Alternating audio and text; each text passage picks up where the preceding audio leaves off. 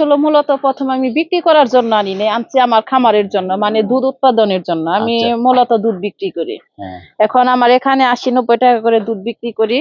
মোট কথা আমার খামারে দুধের প্রয়োজন, এ কারণে এখন এভাবেই মনে করেন দুধ দেখতে গাভী বিক্রি হয়ে যায়। এখন এ কারণে আমি যে গাভীগুলাই আনি ১৯-২০ থেকে শুরু করে যত উপরে দুধেরই আছে, কারণ কম দুধ দিয়ে তেমন লাভবান হওয়া যায় না। এখন একটা খামারি প্রথমে শুরু করতে গেলেও কমসে কম তার ২০ কেজি একটা গাভী দিয়ে খামার শুরু করতে হবে, তা না হলে একটা খাবারের মানে সবকিছু করে পরিশেষে কিছু থাকে না। এ কারণে যেই নতুন খামারিদের জন্য ধরেন প্রথম অন্তত না হলেও ২০ কেজি একটা দুধের গাভী প্রয়োজন।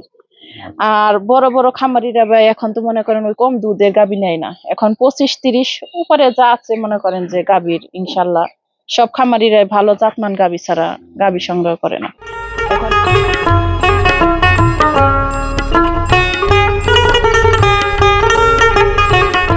সুপ্রিয় দর্শক, শুভেচ্ছা সবার একবার আমন্ত্রণ আজকের একটি নতুন প্রতিবেদন। দর্শক, আমরা আজকে এমন একটি খামার এসেছি যে খামারটি নিয়মিতভাবেই দুধের গাভী বিক্রি করছে। এখানে চমৎকার মানে অসাধারণ জাতের মান, ভালো জাত ও মানের দুধের গাভী নিয়মিতভাবেই পাওয়া যায়। যারা গাভী ক্রয় করতে চান, যারা গাভী খামারের জন্য খুঁজছেন, তাদের জন্য এই প্রতিবেদন বেশ ভালো। আমরা যে জায়গাটি আছি সেটি হলো Goalbathan, Kaliakair, Gazipur, Omar Ali dairy farm. Omar Ali dairy farm Afroza আপা। আমরা এই আফরোজা আপার সাথে কথা বলবো, জানবো তার খামারে তার গাভী কি কি জাতের এবং কিরকম মানের গাভী রয়েছে। চলুন, আপা নিয়মিত ভাবে গাভী বিক্রি করেন, আমরা আপার সাথে একটু কথা বলি। আসসালামু আলাইকুম। ওয়ালাইকুম আসসালাম। আসসালামু আলাইকুম। আপা কেমন আছেন? জি ভাই, আলহামদুলিল্লাহ ভালো আছি, আপনি ভালো আছেন? আছি ভালোই। আপা আপনার কাছে অনেকদিন পর আসলাম আপনার জি খামারে। ভাই, আমরা জানি তো আপনি নিয়মিত ভাবে গাভী বিক্রি হ্যাঁ করেন। হ্যাঁ, নিয়মিত ভাবে। আসলে এই গাভী বিক্রি করার অভিজ্ঞতা বা গাভী বিক্রি করার করতে গিয়ে আপনি কি কি জাতের গাভী সংগ্রহ করেন এবং কিরকম খামারিদের কাছে আপনার গাভী বিক্রি করেন? আমি ভাই এখন গাভী তো আসলে মূলত প্রথমে আমি বিক্রি করার জন্য আনি নাই, আনছি আমার খামারের জন্য, মানে দুধ উৎপাদনের জন্য। আমি মূলত দুধ বিক্রি করি। এখন আমার এখানে ৮০-৯০ টাকা করে দুধ বিক্রি করি। মোট কথা আমার খামারে দুধের প্রয়োজন, এ কারণে এখন এভাবেই মনে করেন দুধ দেখতে গাভী বিক্রি হয়ে যায়। এখন এ কারণে আমি যে গাভীগুলাই আনি ১৯-২০ থেকে শুরু করে যত উপরে দুধেরই আছে, কারণ কম দুধ দিয়ে তেমন লাভবান হওয়া যায় না। এখন একটা খামারি প্রথমে শুরু করতে গেলেও কমসে কম তার ২০ কেজি একটা গাভী দিয়ে খামার শুরু করতে হবে, তা না হলে একটা খাবারের মানে সবকিছু করে পরিশেষে কিছু থাকে না। এ কারণে যেই নতুন খামারিদের জন্য ধরেন প্রথম অন্তত না হলেও ২০ কেজি একটা দুধের গাভী প্রয়োজন। আর বড় বড় খামারিরা ভাই এখন তো মনে করেন ওই কম দুধের গাভী নেয় না, এখন ২৫-৩০ উপরে যা আছে মনে করেন যে গাভীর ইনশাল্লাহ সব খামারিরাই ভালো জাতমান গাভী ছাড়া গাভী সংগ্রহ করে না। এখন আমরাও ভাই সেভাবেই এখন যত ভালো গাভী আছে যে গাভীটা দেখেন, এই যে গলাটা দেখান, কানটা দেখেন, হ্যাঁ গলাটা দেখেন একটু সেবু নাই, এই যে একেবারে গলাটা চিকন, আর মাজার সাইডটা দেখেন কি ভারী, আর এই যে চামড়াটা দেখেন একেবারে পাতলা, এই যে চামড়াটা একেবারে পাতলা, দুধের ব্যান্ড গুলা ভালো। কেবল বাচ্চা দিছে আজকে 4 দিন। আজকে 4 দিন বাচ্চা দিছে ভাই। এটা কি জাতের গাভী? এটা হলস্টাইন ফ্রিজিয়ান ভাই। হলস্টাইন ফ্রিজিয়ান, জি জি। আচ্ছা আচ্ছা। হলস্টাইন ফ্রিজিয়ান চেনার কিরকম লোকটা কি? আসলে গাভীর মধ্যে গাভী ভাই অনেকই আছে, কিন্তু এগুলা মূলত হলস্টাইন ফ্রিজিয়ান। এই যে দেখেন গাভীর শেপটা দেখেন, কানগুলা দেখেন, মাথারিটা দেখেন, সামনের সাইডটা একেবারে চিকন, পিছন সাইডটা দেখেন কি ভারী, মানে ইনশাআল্লাহ দুধের জাত মানে খুব ভালো। আচ্ছা, সামনের সাইড চিকন, পিছনের সাইড আস্তে আস্তে ভারী। এটাই হলো হলস্টাইন ফ্রিজিয়ানের বৈশিষ্ট্য। বৈশিষ্ট্য। আর বাকিটা হলো চামড়া পাতলা থাকে। হ্যাঁ হ্যাঁ হ্যাঁ, সবকিছু। এই যে লেজটা দেখেন, লেজটা দেখেন একেবারে চিকন, এই যে হ্যাঁ।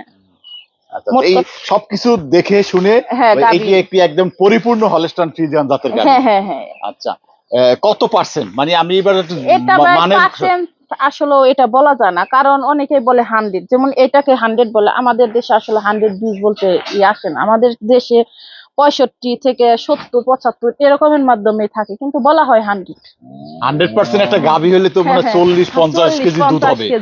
40-50 কেজি দুধ বাংলাদেশে নাই। না বাংলাদেশে নেই ভাই, এই কারণে 100 হবে না। 100 হবে না ভাই। চমৎকার কথা। এখন আমাদের দেশে মূলত আমার খামারে আমি সর্বোচ্চ এর আগে আসছিলেন তখন দেখছেন যে 36 লিটার একটা দুধের গাভী প্রতিবেদন দিছিলাম ভাই আমি। আমার খামারে আমার এই ব্যবসা জগতে বা আমার গাভী পালনের এই সেক্টরে এসে আমি একেবারে সর্বপ্রথম ওই 36 লিটার দুধের একটা গাভী পাইছি। এর উপরে কিন্তু আমি এখনো পাইনি। এখনো পান নাই? না না, 36 এর উপরে পান নাই, এর নিচে এখন নিচে চলছে। আছে, হ্যাঁ 34 আছে, 30 আছে, 32 আছে, কিন্তু 36 ডেঙে এখন আমি যাইতে পারি না। আপনার ধারণা এইটা কত পার্সেন্ট হতে পারে? এটা বাই পার্সেন্ট ধরেন ওই 75 76 এরকমের আচ্ছা, মধ্যে 75 70 75 ভিতরে আছে। 70 75 কত লিটার দুধের গাভী এটা? এটা ইনশাআল্লাহ 30, হয়তো বা 2 প্লাসও হতে পারে, 1 কেজি 1 কেজি মাইনাসও হতে পারে। 30, হ্যাঁ, আমরা 30 কেজি, ধরে হ্যাঁ, নিলাম। 30 কেজি ভাই। 30 ধরি মাঝামাঝি, মানে কয় বিয়ানের গাভী আছে? এটা ভাই দ্বিতীয় বিয়ানের গাভী। দ্বিতীয় বিয়ান? জি ভাই। আচ্ছা, 30 কতদিন হলো বাচ্চা দিছে? এটা দিছে ভাই আজকে 4 দিন। 4 দিন? জি। আচ্ছা আচ্ছা, বাচ্চার যে উলান সম্পর্কে একটু জানেন, একটু বলেন তো। উলানটা দেখেন একবার, ধারবাট গুলো ইনশাআল্লাহ খুবই সুন্দর। এই যে দেখেন এক একটা এক এক জায়গায় বাচ্চাটা বা 4 জায়গায়। আজকে সকালবেলা ইনশাআল্লাহ গাভীর দুধ দহন করছে, আমি ওইটা আমার উমর আলী ডেয়ারি ফার্মে আমি দিছি, ভিডিওটাও দিছি। আজকে সকালবেলা 17.5 কেজি দুধ আসছে এই গাভীতে। 17.5 কেজি? 17.5 কেজি সকালের টানে, মানে মোট কথা বলতে গেলে আমার খামারে দুধ পাইছি ওই যে 36 কেজি, ওইটা আমি 4 টান দিছি। এখন এই 17.5 কেজি দুধ আমি এখন পর্যন্ত মানে এক টানে কোনো গাভী পাই নাই। এটাই আমার খামারে সেরা। আচ্ছা আচ্ছা, এটা আপনার খামারের সেরা এই মুহূর্তে গাভী। আচ্ছা ঠিক আছে।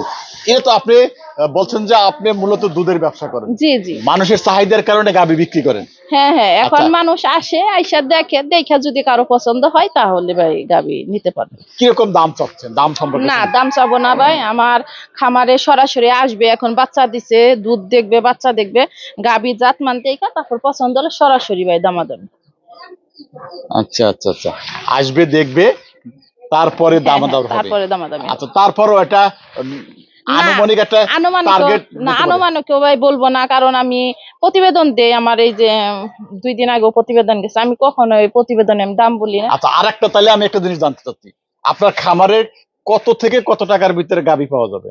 এরকম একটা মানুষ হলে আমার খামারে ভাই মনে করেন মোট কথা আমি 3 লাখ টাকার নিচে বেশি একটা গাভী আমি ক্রয় করি না, কারণ একটা গাভী ওই 2 লাখ টাকার একটা গাভীর মধ্যে ওই 5-7 কেজি 8 কেজি দুধ আশা করা যায়, ভালো দুধ আশা করা যায় না। এখন আমি সর্বনিম্ন ধরেন ওই 2,90,000 বা 3 লাখ টাকা থেকে শুরু করি আমার গাভী কেনা। গাভী কেনা শুরু করি, তারপরে যত দুধের রেট বেশি আছে, যত দাম আছে, যত বড় আছে, সমস্যা নেই ভাই।